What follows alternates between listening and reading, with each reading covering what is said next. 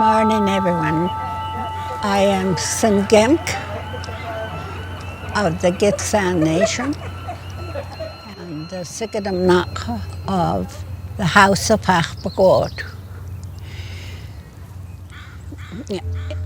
I'm also known as Brenda Faith Wesley in the mainstream.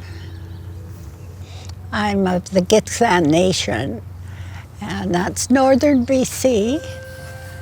I was born in Prince Rupert, right on the porch of the Prince Rupert General Hospital. My grandfather caught me in Hudson's Bay blanket before we even got into the building. And then we had two houses that my grandfather had built himself. He was Samoyed Robert Gilwa is his real name. And Samoyed is the chief of the Eagle clan. And he built the houses that we lived in. And this was the house in our village, Gitsagukla, he built that, and he also built the house that we lived in Prince Rupert. And he didn't have to go to carpentry school. And as a Sigadamnak, I'm Simgimk. That's I inherited that from my mother. I have to watch all the children, and that is also a grooming, and the mainstream call it training, but when a child is groomed, it's right from childhood, 4 years old and up. And when I turned 12, she was teaching me how to mend nets for the fishermen in a small village called Port Edward, in northern BC. My focus is all the mothers make sure their children are healthy, that they have the correct nourishment and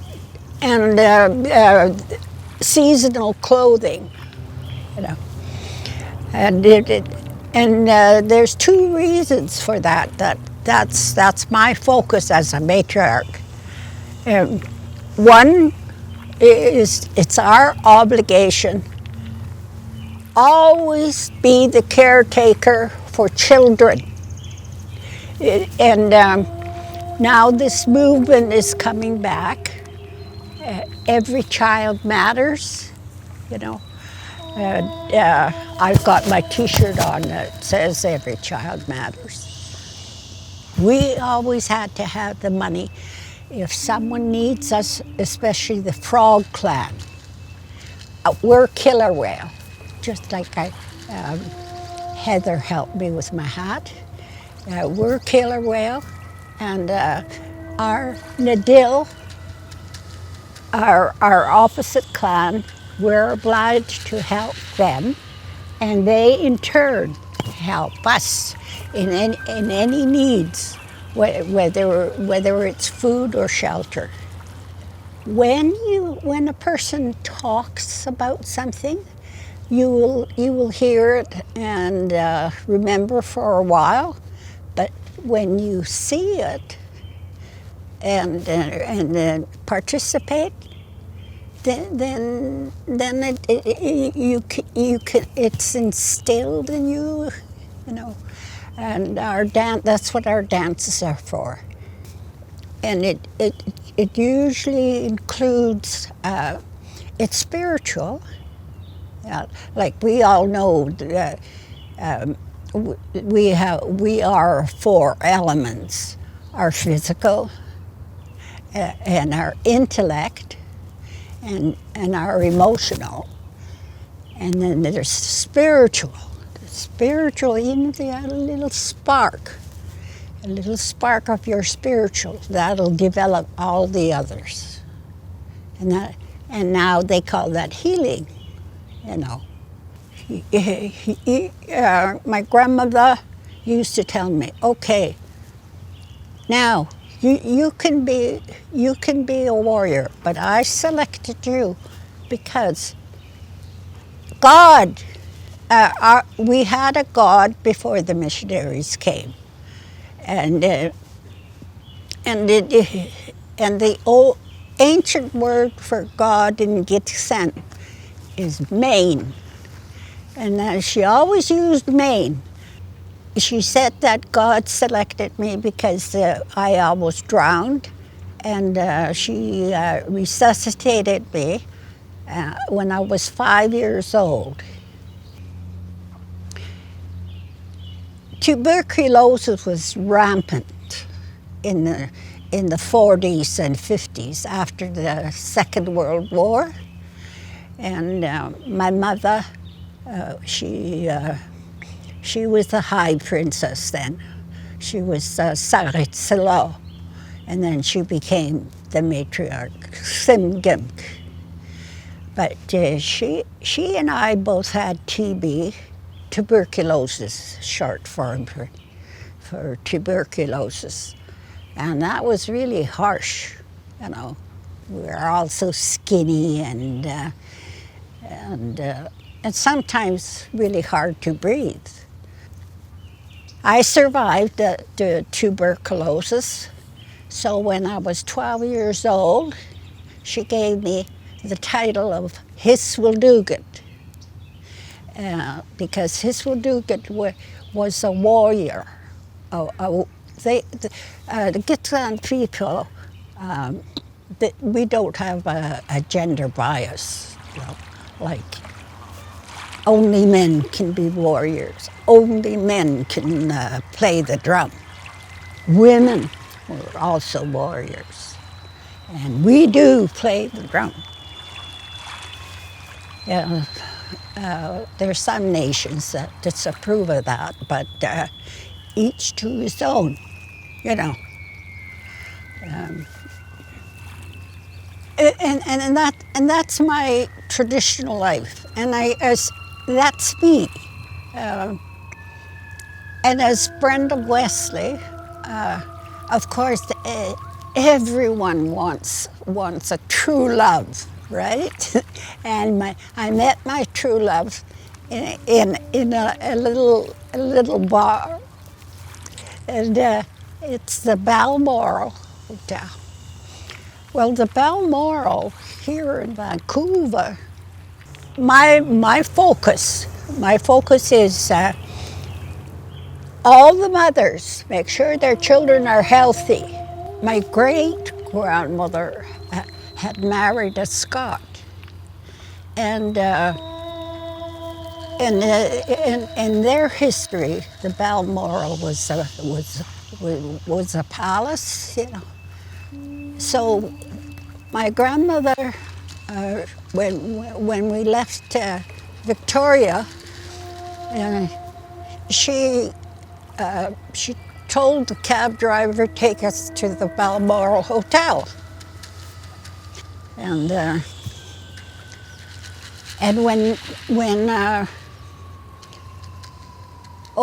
this was in 1968. We were feeling real brave one day, and we thought we'd go to the Balmoral Hotel because most of the fishermen, they congregate at the Balmoral. And so we went there. There was 4 of us women. We went there, and my husband, he became my husband. My nex, we call it in our language, my nex. He walked in as big as life, and he's a soccer player, Bobby Ballock. And he walked in and looked around, and Christine said, "Ha, look at that guy. He thinks he owns the world." And I looked at him and ding! And I told the girls, "Hands off, girls. This one's mine." And he was mine for 41 years. 41 years, yeah. Well, Bobby's been gone. I know he's in heaven or the good world. And I don't think too many people care for politics, but it was so political in the 70s, you know. And you just couldn't help but get drawn into that movement of decolonization. And I'm glad I did. I'm glad I did that. It was so different, the politics for our First Nations before the missionaries. It was a working together, and not that bureaucracy. You get orders from the top and down. It was always a circle. And mind you, because the chiefs and matriarchs were groomed to know the best places for our food and the best places to keep our children safe. Yeah. And Bernard Charles, he invited me to join the Union of BC Indian Chiefs, and that was in 1975. At that time, I thought I was the cat's meow, and because I had my traditional background, and then I had my nursing, and I thought that I do have something to offer, you know, and so I did, and for about 2 years, I used to do presentations for the RNs, so that they would understand that if they want to be a good nurse, they have to learn a little more about another nation's, their expectations, their foods, and that encompasses their beliefs, you know. And UBC used to come pick me up and take me to do presentations out there. And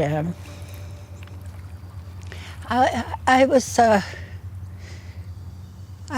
did my best, and apparently it was pretty good. Yeah. And the dancers come in like warriors with their spears and their arrows.